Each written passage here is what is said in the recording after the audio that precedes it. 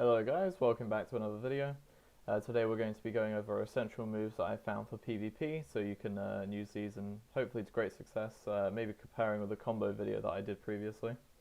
I've also been trying to do a Super Saiyan 3 ranked PvP video, however it's been really challenging to just find a match in general. Even if I lost I would post it, but I just can't find anyone. Hopefully when the update rolls out we'll have a few more people. Anyway, let's get to the list. So before we get to the top 5, my honourable mention is Raging Assault.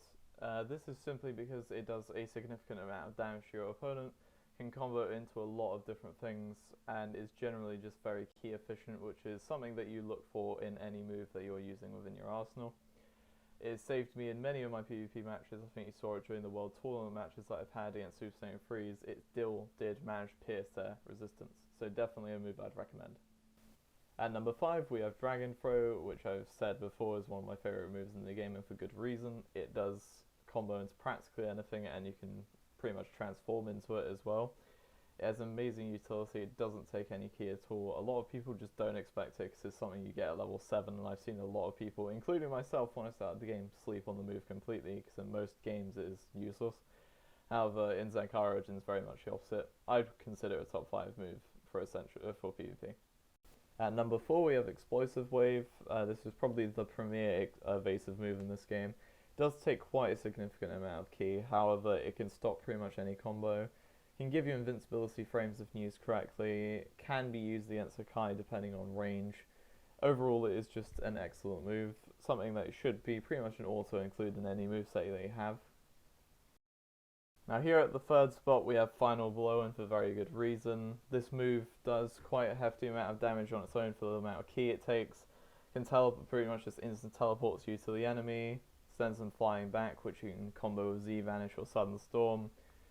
It is just the premier option to getting close to your opponents, start using melee attacks. It is what part makes the melee build even more viable. I'd argue more viable than the ki build personally, but that's just me. Just gives stun. It's just an incredible move for the amount of ki it's using. Does a significant amount of damage to your opponent. Combos into a lot of things that your opponent can't do much about.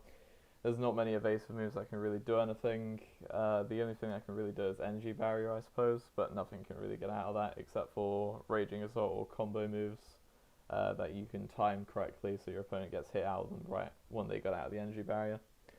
Overall, just a brilliant move. At number 2 we have Zvanish. Again, I was about to say it for good reason, but yes, this move, again, one of the reasons with Final Blow why the melee build works.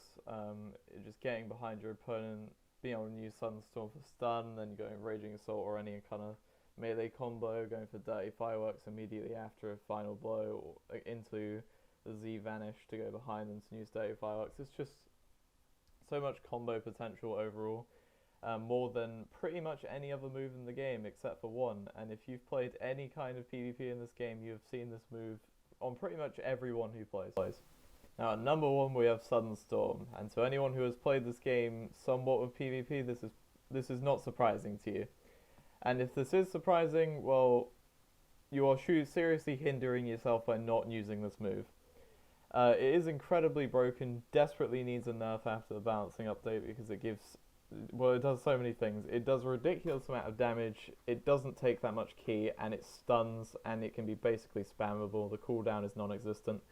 So you can keep spamming this move along with other combinations, and if you're not doing this, then you basically have no chance if someone else uses Sunstorm correctly.